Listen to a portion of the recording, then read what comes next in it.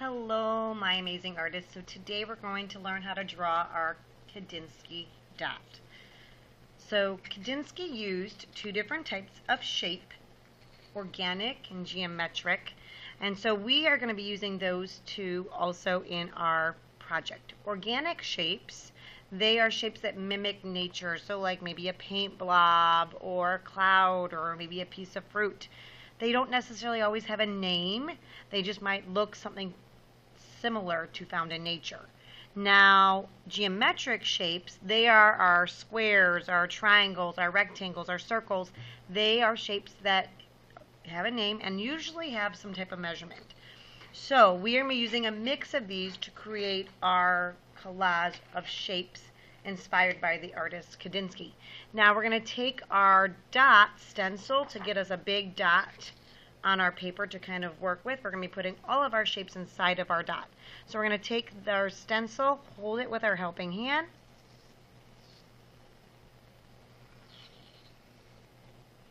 and go all the way around.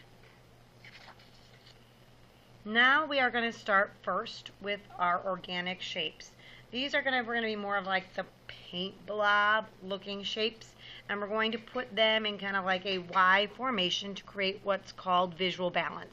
Now you might have done regular physical balance in PE where you have to balance on one leg, or perhaps in science you had to measure something and have it be the same weight on a scale. For us in art, we have things that we need to make visually look equal on our paper so that one side doesn't look heavier than the other. So we're going to put one kind of here in our left-hand corner, one kind of here in our right-hand corner, and one down here in the center, bottom center of our circle to help balance that out. So here I'm going to just make these wavy type of lines to create these organic shapes that kind of look like a paint blob or a puzzle piece. Now when you get done with our first set of shapes, it's going to look kind of like a globe. They're all going to kind of come towards the middle and be about 4 to 5 fingers long and about 4 fingers wide. And if they're a little less, like this one's 3, but it's 4 or 5 fingers long, it's okay. So here I'm going to come and I'm going to make this one here, but notice none of them are touching one another, and they all connect to the edge of the circle. Next, we're going to do those geometric shapes, those shapes that are triangles, or circles, rectangles. Now these, some of them might go behind a shape, some of them might go in front of a shape, or just be in its own space. So for example, I might want to make a half circle, come off this page, off the circle, and put a smaller one inside. I can then also have triangles connected to that shape.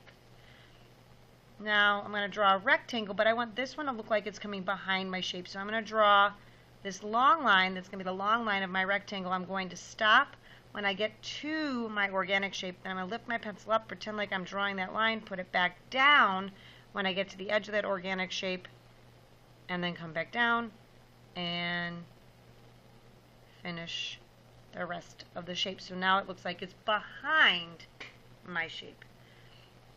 Now I'm going to put a triangle here that's connected to the edge, but I want this one to be in front, so I'm going to erase any of the organic shape that is inside of the triangle. I'm going to put another triangle here too with a smaller one inside. And another half circle over here.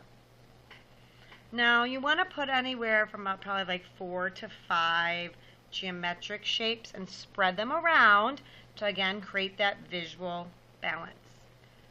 Okay, our next step is we're going to add just this detailed like hatched line that's next to some of your shapes. Not all. So like here you can see I'm going to add this to this rectangle and put these short like vertical parallel lines inside just to give some shape and volume to this image right here and some more detail. I'm going to find 2 to 3 more places to put that. So here I'm going to do that to this triangle. here on the side, and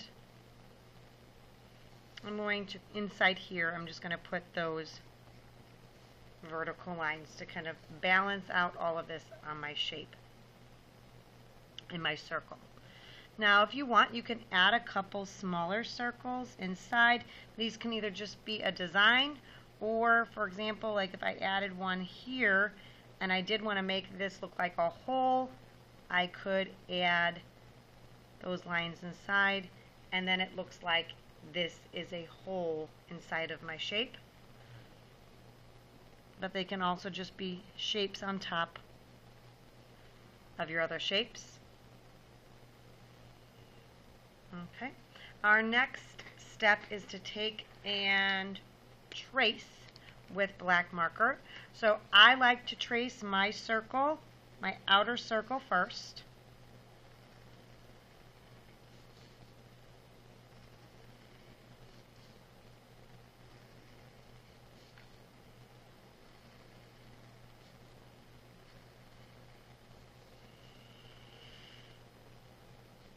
Now again, when you're tracing, go nice and slow so that you get right on top of your lines.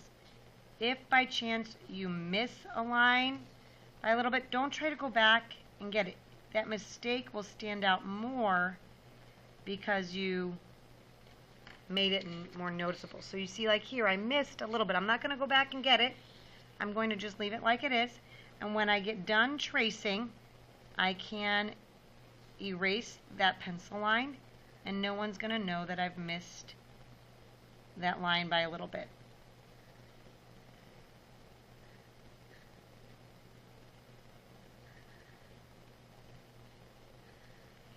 Just go nice and slow, trying to get on top of all those pencil lines. So now that I've got that all traced, we're going to find a few spots to thicken up the lines, just of one side of the shape, just to add a little bit more visual interest to make our picture interesting. Oh, forgot one line there. So I'm going to come here and I'm just going to add another line here, right next to that marker line, just to make that line thicker. And again, I'm going to do one side on this side, one side on this triangle, and then on this part here. So pick 3 or 4 spots and spread it around your circle so that it becomes balanced visually. So like here, I've got a little bit more on my right hand side than my left, so I'm not going to do the whole part of this organic shape. I'm going to just come along here, along just the one side, like this on this part, just to give it some more equal weight. So now we can see I've got them kind of more equally spread around, and it visually looks more balanced. After I've done that, then you're going to take your erasers and you can erase over the whole thing just to really make sure you've got all of your pencil lines erased. Now to make sure that this is yours, put your name on the back, put 4 for 4th grade, and then your teacher's initial, M, or whatever your letter, your name, your class starts with. All right, artists, have fun.